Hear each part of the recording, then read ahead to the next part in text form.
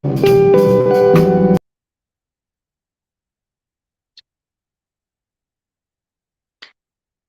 going on, everybody? How you guys doing? Thank you guys for stopping through. Jay Hunter Lee here. Want to have a conversation with you today on our Monday Motivational Power Talk. So let's get it.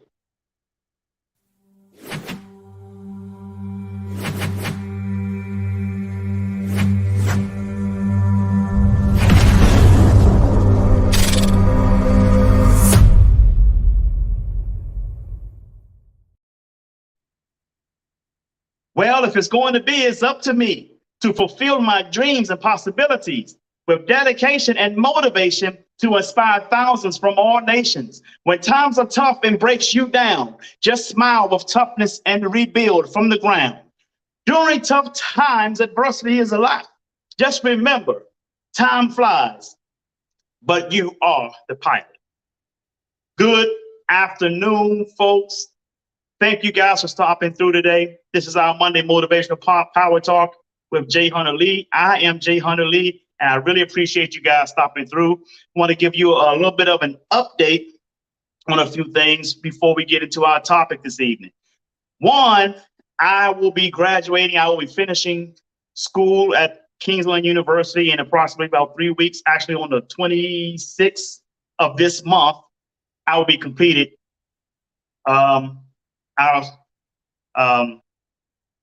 my studies in cybersecurity with Kingsland University. March the 4th, I will be doing a celebration here in St. Petersburg, Florida, with live music, good food. I'm only inviting about 50 people. I just started sending out invitations like yesterday. So we've already got about 12, 15 people already registered. So if you are in the area and you would like to come and show your support, show your flowers, bring your flowers. In terms of flowers is a technical term when they say give you your props. Okay, if you want to just come out and have a good time with us, I'm only inviting 50 people. I'm not looking for a huge crowd. It's a very intimate and private event. Live music, folks, saxophone player, singers, live music. We're gonna be doing some dancing in there and everything, little line dances and other stuff. We're gonna have a great time. Cake, food, and you're gonna be inspired at the same time. So make sure if you're in the area, if you're in the Tampa area, you want to attend, want to show your support, just hit me in my inbox or text me. If you have my phone number, you can text me. If you are friends with me on Facebook, send me an inbox and I will reply with the link for you to register, because we have to have a head count so we know how many people we're feeding. All right. So with that being said, I really appreciate you guys coming in. My next announcement is our project for me, my company building a city over in Libya and Crete Island, Greece, is resurfacing. They're starting to move that along again very slowly. We got some technology that we putting in place that's going to be involved with this project. One of them is a company called Fisker. We haven't made that official. We're in talks with them. We're communicating with them right now, waiting for some feedback. So we got to do a little back and forth discussions and letting them know what we have. NDAs have to be signed and stuff like that, so we don't go into depth into what we're sharing without them not signing an NDA. You got to do that, folks. Want to give a shout out to Quintina Lee. What's up, Q? In the building, right? And so we're very excited about that. Also, we have some other technologies that's going to be implemented to help build this city a lot faster. We're talking about building this city within like 5 years. That's how, and the city will be like Dubai on steroids, and we will be able to do it in 5 years. So we're very excited about that, folks. Very, very excited about that. Lastly, I just want to mention that my cybersecurity firm that I'm building, with my knowledge after finishing my cybersecurity school this month, is growing, is taking place. I will be getting, have some contract talks. I might not get the first 1 or 2 contracts. Why? Because I'm new in this industry in terms of a business owner in cybersecurity. So I'm gonna take some bumps, some bruises, but that's how you learn, folks. Listen, experience is not the best teacher. Evaluation is. So you take your bumps and bruises, and then you evaluate, and then figure out what you can do to make your bid better. Isn't that how that goes? That's how life goes, isn't it? So I'm very happy for that. I'm very proud of that fact, folks. So it's coming. So a lot of things is coming down the pike, folks. A lot of stuff. And those of you who are familiar with our Wealth Summit tours, remember we did the Tampa Bay Wealth Summit back in 2018. Lisa Nichols was our keynote speaker. We had a phenomenal time there. That will be starting up back up very soon. We will be back on tour with our Wealth Summit, bringing in some of the top speakers around the world to come in and teach and help you grow your wealth. Very exciting time for that, right? But I'll give you more details of that, as that sprue up, right? So listen, I want to have a conversation with you guys. We've had, you guys, I play football. I love football. I've coached football, right? And of course, I haven't done any of those things on the NFL level. But I do appreciate the game. I love the game. The game have been hit with politics as of late, as in recent years. And it's not fun anymore.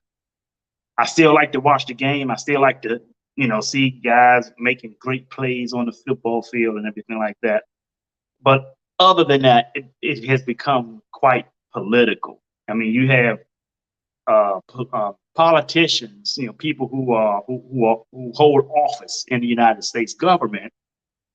They've gotten involved with the NFL and the NBA. They meddle, right? And it's unfortunate that this is happening. And when people bring up a case, whether it's about racism or any woman is not involved, they just don't make a case. They bring it from way left field, and they make it, and they're very extreme about it. They're radical, right? And they're so extreme. They're so extreme about it. It just doesn't make sense. I love black coaches. I like to see NFL have black coaches. I like to see an NFL with a black owner, right? As far as a black owner, has not happened yet, but I understand there are some minority black owners. I didn't dig that information up, but I'm pretty sure you can find that information, right? Black owners, in the NFL, minority owners. You're still an owner. You might not be a majority. I'm pretty sure that time will come. Yeah, go to the NBA. Michael Jordan, he owns a basketball franchise in the NBA, right? He would have did that with the Washington Wizards if him and Abe Pollin would not have clashed. He would have been the majority owner of the Washington Wizards. Didn't happen for him. He went down to Charlotte. He became a minority basketball NBA owner of the Charlotte Bobcats. And then I think they changed the name back to the Charlotte Hornets after he became the majority owner and the team moved back to Charlotte. Here's a problem, folks.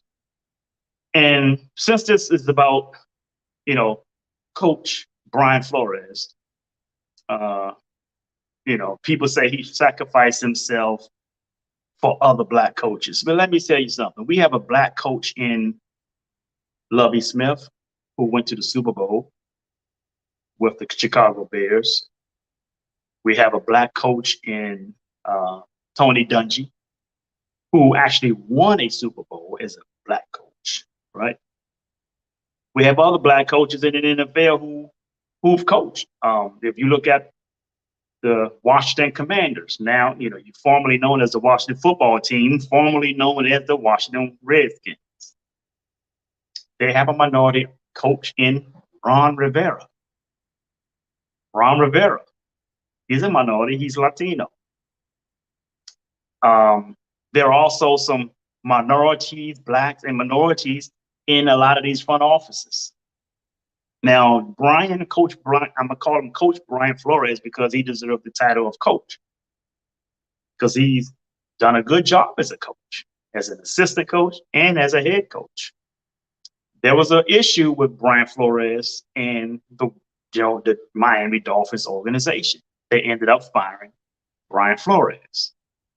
What did Brian Flores do? I think he went to interview for a job, a new coaching job with the New York Giants. They chose someone else. And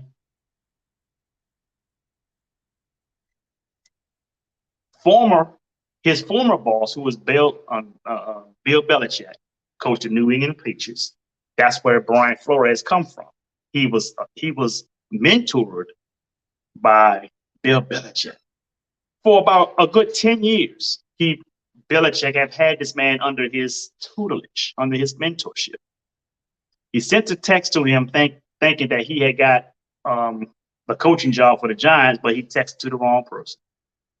It was another guy named Brian that the New York Giants had hired instead of Brian Flores. So he texted somebody named Brian and said, congratulations, and found out, it wasn't you, it was another Brian that the New York Giants had hired. He got mad and claimed that Bill Belichick had something to do with him not being hired or whatever by the New York Giants.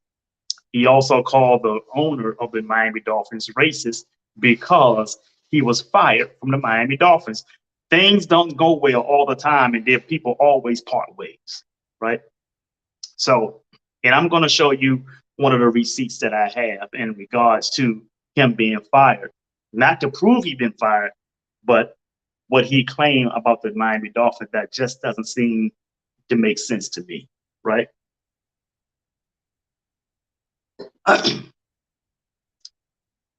First of all, when he was fired, it wasn't the owner that initiated the firing. It was not the owner.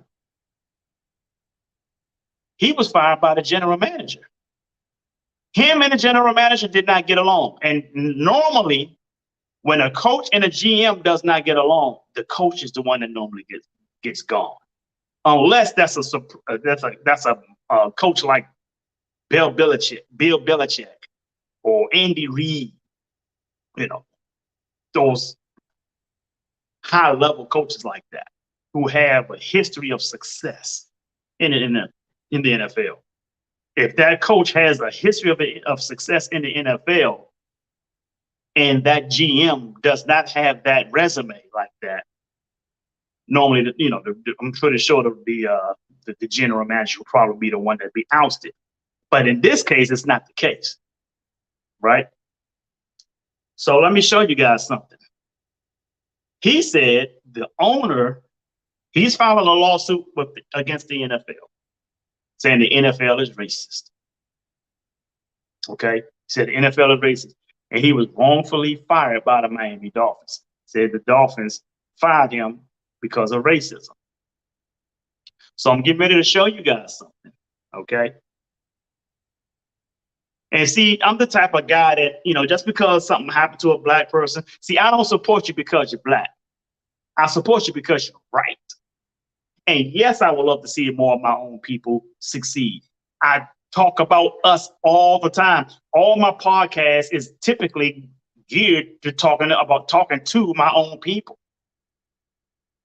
But we have to get out of this mindset of entitlement.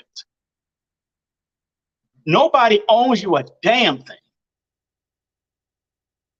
Nothing.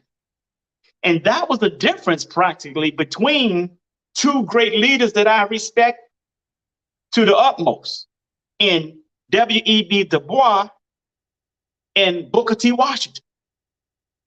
W.E.B. Du Bois' mission was to get black folks to be given things through politics and civil rights. And I don't have a problem with civil rights. Booker T. Washington was the opposite. Booker T. Washington didn't care much about civil rights. He wanted you to create your own economy.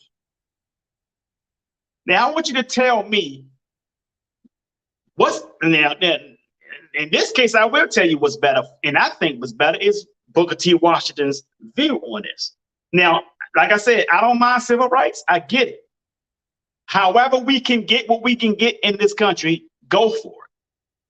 But there is too many of us wants to be on the civil rights side, trying to get people to give us a piece of something that they own. And we moan and groan about it when we don't get it all the time. Versus on Booker T. Washington's view, which is pretty much my view, go out there and get your own shit.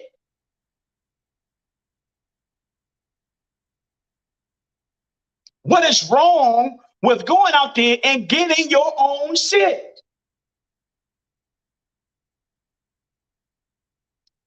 I've had people to challenge me on that. I'm like, dude, how the hell can our women follow us if this is the behavior we're going to put out there? Crying over something that's somebody who ain't, that's just like you are here, you got somebody who has a big old piece of cake. You moan and groan and fuss at them because they didn't give you a piece of their cake. Shit. Go get you your own cake. Instead of a piece of this, you can have a whole that. Our problem in this country as African Americans is that we think too small, people. We think so small that we think what we get is big is coming from somebody else's stuff. That's not big. That's not thinking big. That's not being an independent thinker or free thinker. It's not at all. But before I get into all of this rant that I'm going through, let me back up just a second. And I want to show you something. He calls the Miami Dolphins organization racist because they fired him. And I want you to take a look at this. I'm going to bring up something on the screen right here. Okay?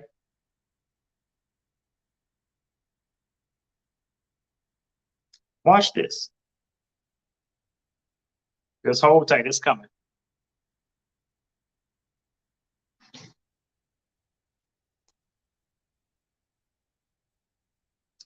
See Stephen Moss? He's the owner of the Miami Dolphins. Okay?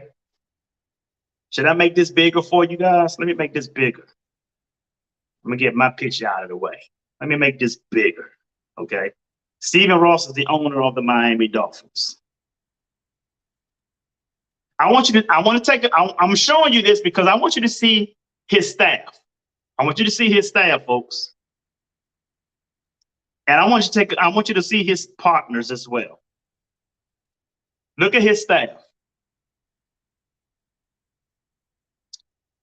Vice Chairman, Bruce Beal.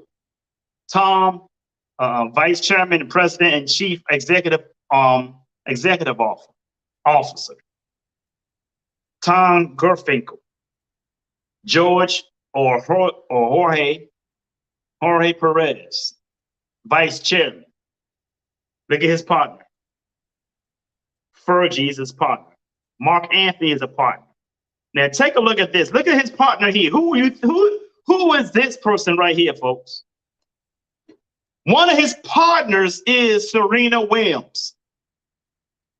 Guess who his other partner is? His other partner is her sister, Venus Williams. That is his other partner, Venus Williams. The Williams sisters, Hall of Fame tennis playing Black sisters, African Americans, are two of his partners. These are partners, people. Partners of the Miami Dolphins. Let me come back down. Now let's go into his staff, his executives. Who is his general manager? Chris Greer, a Black man. Who is his senior vice president of communications and community affairs? Jason Jenkins, a Black man. Who is Nate Moore? He's a senior vice president, special projects, alumni relations, an advisor. He's an advisor to the CEO. If he's an advisor to the CEO, then who is the CEO? The owner. Here's your CEO right here, folks. He's being advised by this guy, Nate Moore.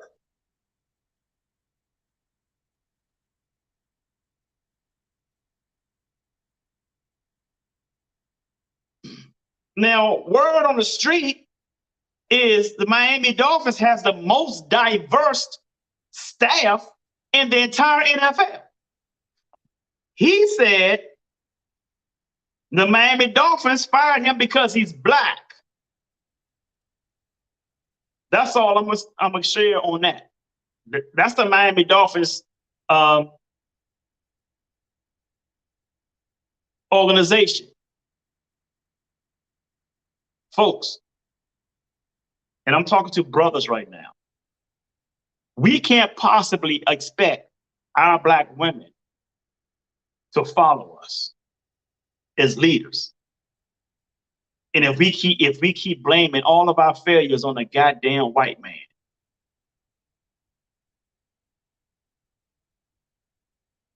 she's going to see you as a beta male. She's going to see you as a punk. And I'm going to tell you why she's going to see you that way. Because we have our sisters in corporate America competing against white males right now.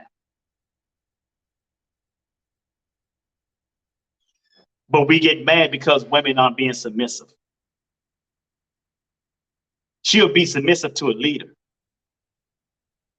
She won't be submissive to a crybaby who think the world is just coming down on him because he's black.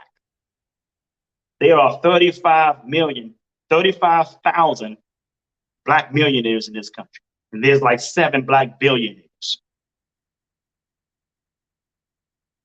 What is wrong with opportunity for us? If you don't like the way people are doing, let me tell you something.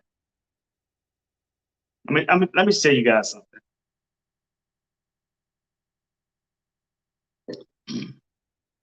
Michael V. Roberts is one of my heroes.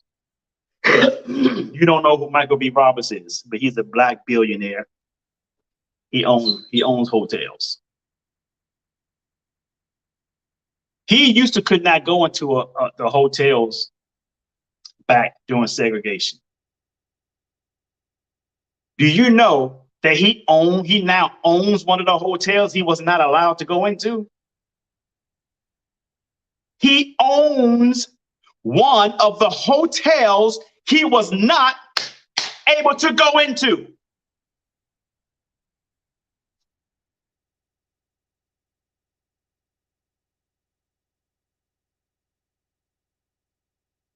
Another gentleman I always bring up, his name is Alonzo Herndon. Born as a slave. He was born a slave. After he was emancipated, he opened 2 barbershops because he was a barber.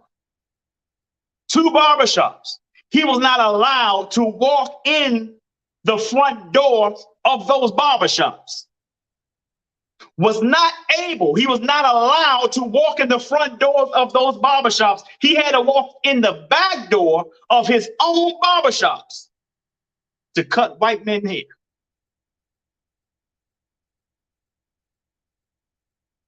But he was still successful.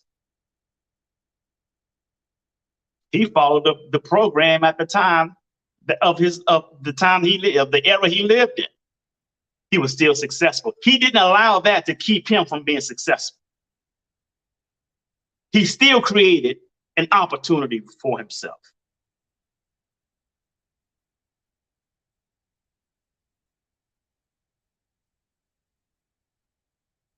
Stephanie Wynn, I totally disagree with him filing a lawsuit. And I'm explaining why. Alonzo Herndon later sold his barbershops and got into the insurance business. Alonzo Herndon. This is during segregation. You remember he was just emancipated from slavery. got into the insurance business in Georgia. His insurance company was so successful, he became the first Black millionaire in the city of Atlanta, Georgia. He became the first Black millionaire in the city of Atlanta, Georgia, during segregation. This is when Black folks supposedly had no opportunities because you were Black. So, folks, and today that company is called the Atlanta Life Family Insurance Company. The Atlanta Life Family Insurance Company. Look it up. Google it. The Atlanta Life Family Insurance Company. He has a home in Atlanta right now that's they are upkeeping it as a museum. You can visit his home and walk through his home during business hours. He didn't have a son. He didn't have anybody to leave it to. He had a home in Atlanta. He has a home in Atlanta. You can go there. It's a museum now. We don't know these things, folks. We don't know about the Lonzo Herndons. We don't know about the Michael V. Roberts of the world. We don't know about Kiko Davis. You know who Kiko Davis is? She's the first Black woman to own her own bank. We don't know about these people. You know why we don't know about these people? Because we have what is called negative faith. Always looking for the worst. Negative faith. Left-wing politicians want to keep your mind on what's going bad for Black people, but never show you what's going right unless they have control over it or they have control over the story. Talking about these media outlets, majority of them liberals. They keeping your ass poor and raggedy. They're keeping you exactly where you are with that thinking.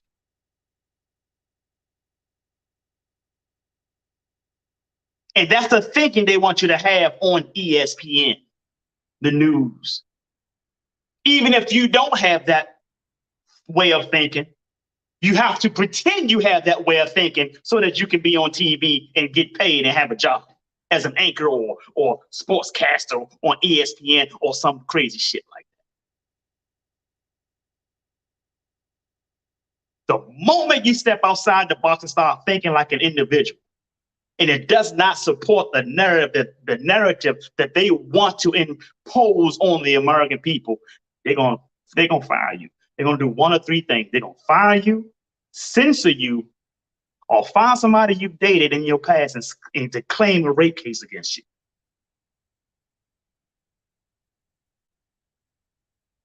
This happens because y'all won't wake the fuck up.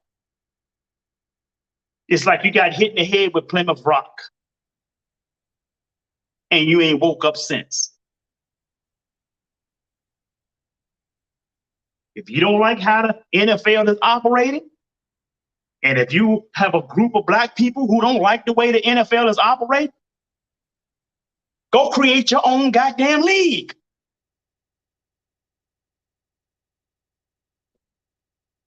There have been other football leagues that came out. They didn't last. The reason why you won't do it is because you're scared. There are a whole lot of cybersecurity companies out there. I've had law firms I work for. One law firm laid me off. Fired mean the same thing to me. Fired or laid me off the very next day after my mom passed away.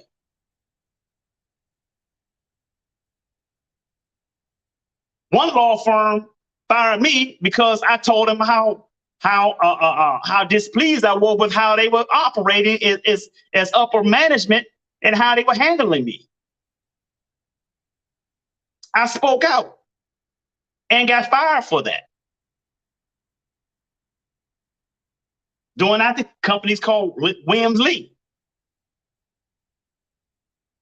Got fired from that.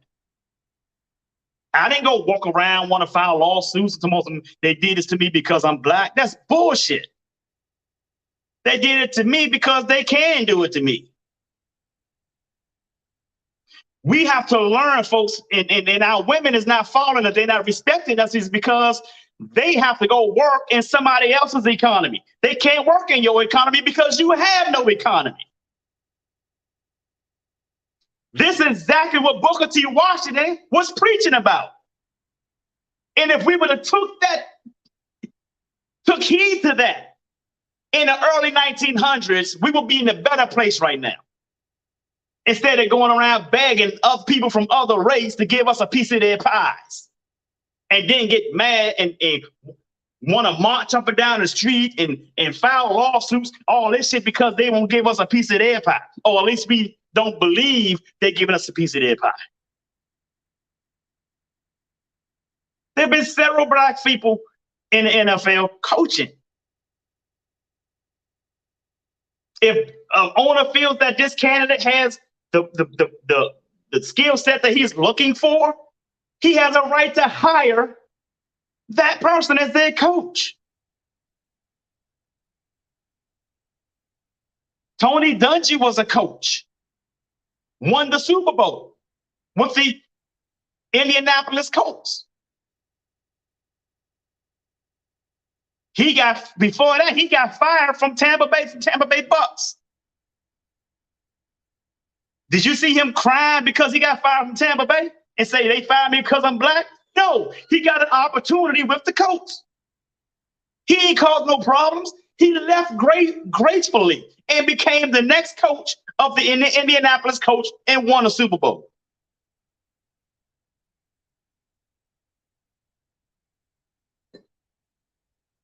And he coached against another black coach in Lovie Smith, who was with the Chicago Bears. Lovie Smith coached for two teams, just like Tony Dungy. He also coached for the Tampa Bay Bucks. The Cardinals had a black coach.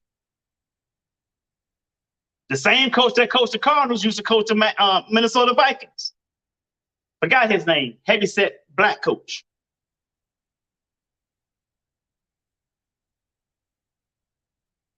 Why we got to act like just because something go wrong, it got to be the white man's fault? It ain't even got to be your fault.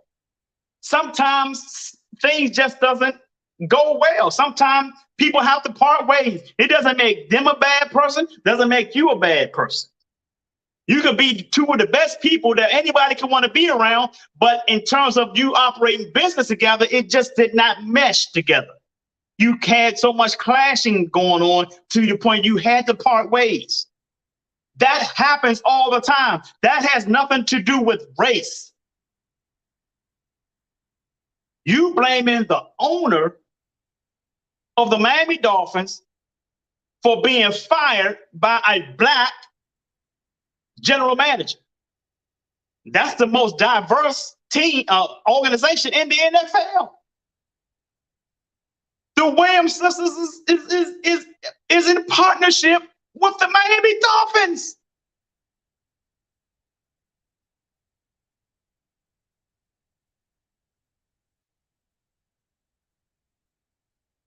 Somebody think he's sacrificing himself for others. He's sacrificing himself and others. Because eventually people gonna say, you know what, any of those owners. Good to see you, Wyatt. People will come up and say, you know what, I don't need this drama in my organization. I just don't want to be bothered with any of them. Much appreciated, Wyatt. Thank you very much, brother. I really appreciate that.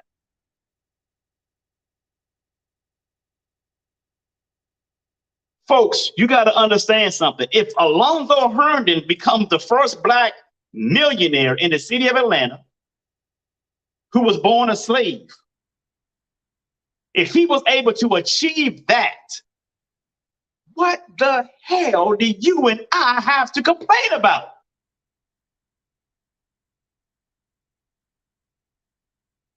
I'll wait.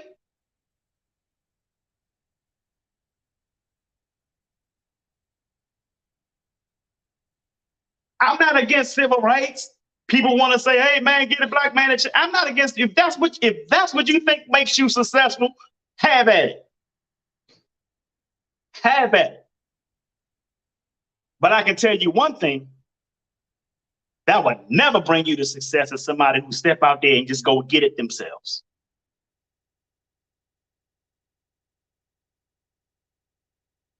Never. It hasn't happened in history, and it won't happen. You know why it won't happen? Because that's not how the universe is wired.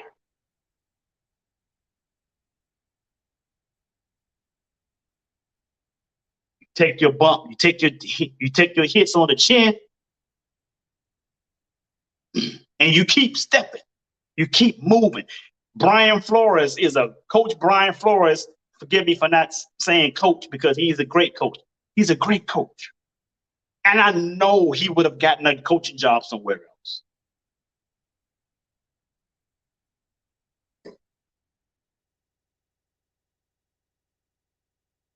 I know that. The Rooney Rule was what? How long ago? Maybe 3 years ago. There was black coaches in the NFL long before the Rooney Rule came out. We need to stop with the bullshit, man. A woman hates to see a man sit there crying and shit over something. I don't know how you can expect a woman to follow you with that kind of behavior. Guys, fellas, there's not enough alpha males in the world left. So when we talk about for a woman, talking about is men are outnumbered. We not just only talking about biology. We're talking about everything else involved with that. I'm talking about bona fide, straight up men who are not emasculated. That is a problem. As long as we carry this behavior, it's easy to emasculate you, black man, until you learn to grow a pair. Step out on your faith and make something happen for yourself and for your family. Don't go blaming somebody from another race because you failed. One door closes, another one opens. Coach Brian Flores' problem is the door that closed on him. He's standing there staring at the damn door. Walk down the hall and see which other doors are still open. And if it's open, you don't knock on each door to find out if it's open. You got to turn the knob. And if any of them knobs turn and open, you walk in there. You don't knock, you walk in there and claim your position.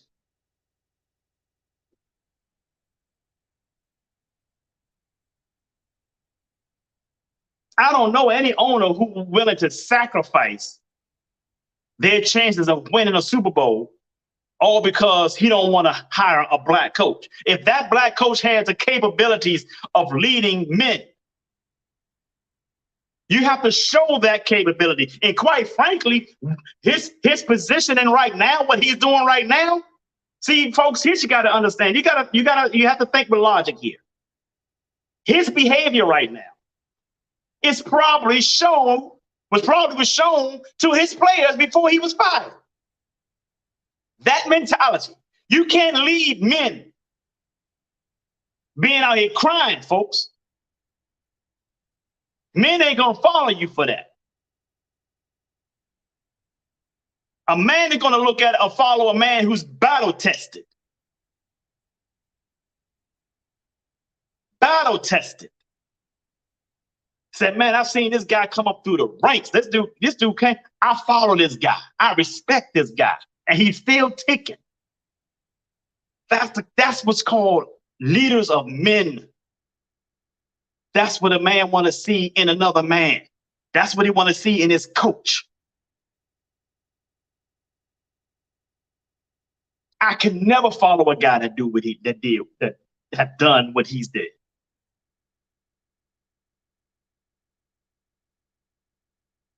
I don't know his history, but based off of what I'm seeing, he threw Belichick under the Bill Belichick under the bus. Belichick had this man under his wing for about 10 years. You claiming racing? You put Bill Belichick in this? You get mad at the New York Giants because they didn't hire you?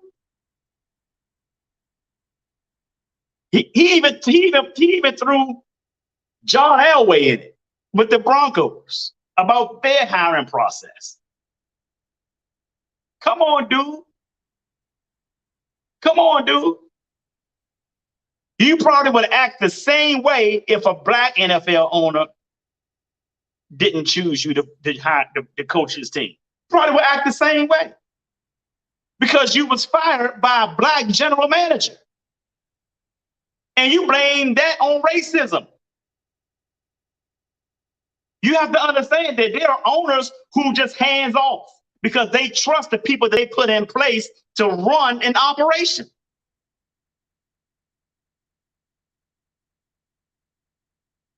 I have several businesses that's growing. Eventually, I'm going to have to come off of being a CEO of these businesses and become That's why I created the JHL Resource Group, because the JHL Resource Group is the company that I have that's going to manage all of the other companies. So that means I can hire CEOs for those other companies when I'm ready to do that.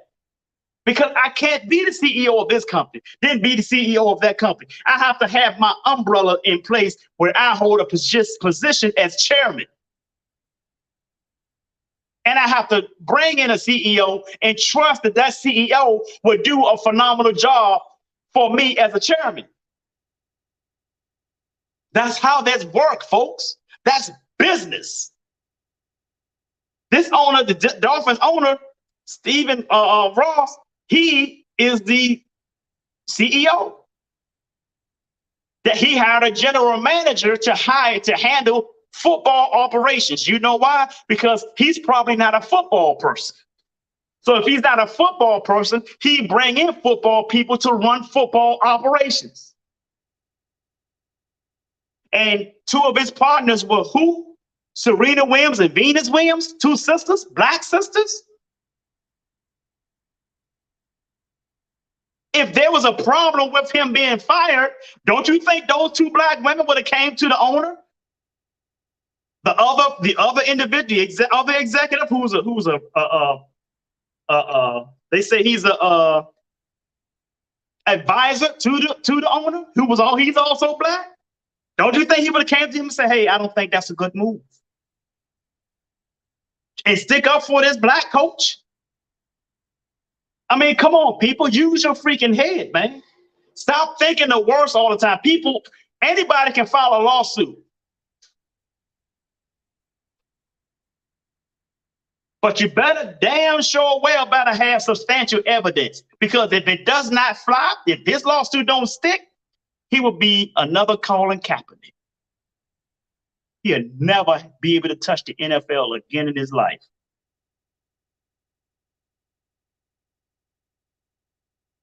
And then he's going to put other black coaches in positions to where they're going to be interviewed, and they're probably going to ask them, "Hey, man, is this going to be an issue? If you're not hired, do you see a race based on race?" That's why I'm asking these other black coaches that in interviews.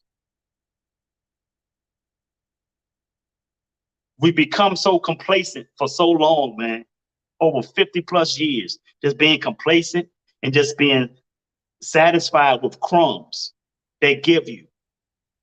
And you think you got a meal, but you got crumbs. And you ready to file lawsuits, go to battle over crumbs. That, my friend, is called the rat race. 90% of the money is being earned by 10% of the population. and 10% of the money being earned by 90% of the population. That is the rat race. That's 90 rats fighting over 10 cheese. That is not a good position to be in. And I'm going to tell you something. 90 rats fighting over 10 cheese are conditioned rats. They're programmed rats, operating out of their purpose. The 10% of the rats that eats 90% of the cheese, those are natural rats living in their purpose. Living in their purpose. Folks, you need to start living in your purpose. When I say living in your purpose, I'm not talking about what you're gifted at as a coach or whatever. I'm talking about living in your purpose. Understand your reasoning for being.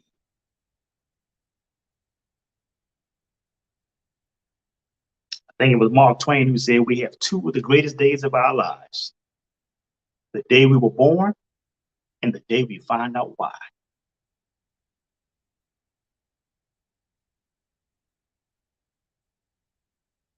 Fellas, stop going around here asking or talk about women need to be submissive to you. Don't say that shit no more until you stop acting like punks out here. Until you learn to grow up here. Women want intimacy and security. If you out here blaming a white man for all your failures, that ain't giving women shit.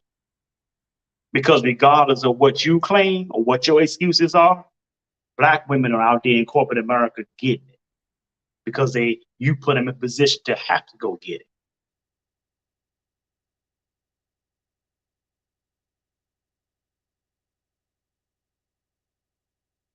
I ain't saying. I'm just saying.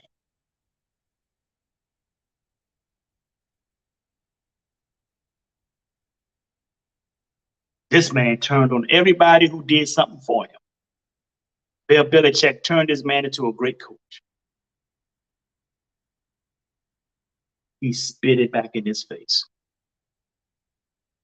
Guy was hired by a Black GM. The owner didn't tell him this is what I want, because the owner don't know football. The GM hired him and said, this is what we want. Then turn around and things didn't go well. He said, we have to part ways. A Black GM, a Black man did that. A Black man did.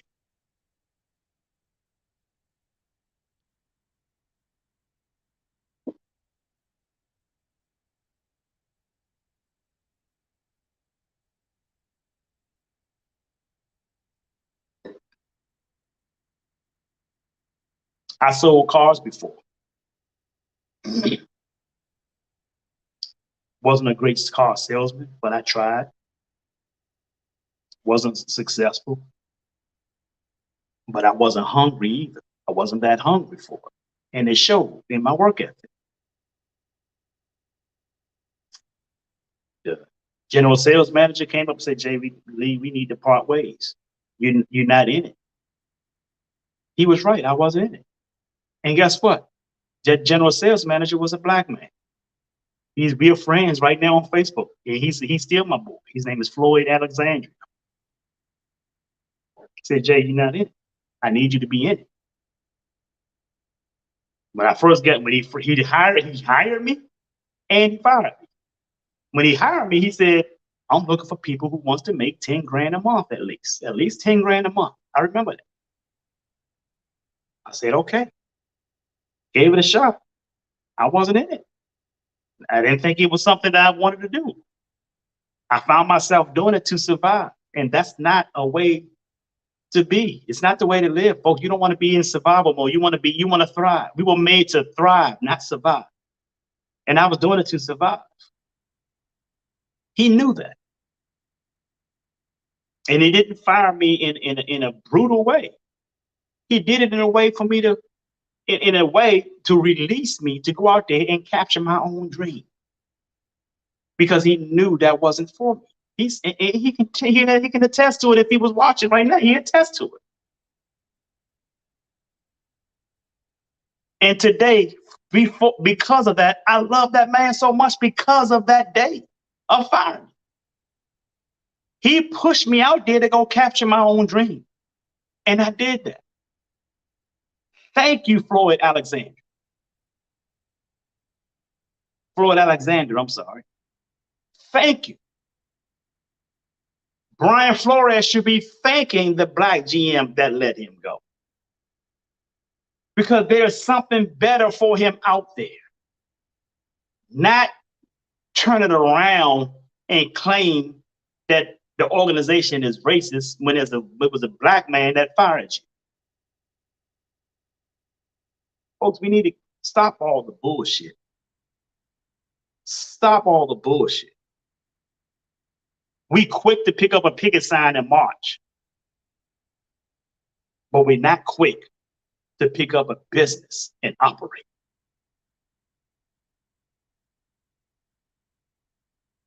It's easier to beg somebody for a piece of their shit than it is to go out there and get your own shit. Go out there and get your own is much harder, of course it is, but it's more rewarding. It's a bigger reward for that.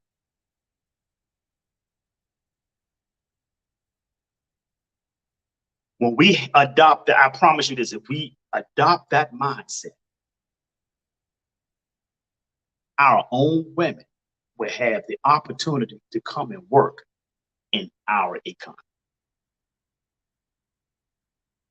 With that being said,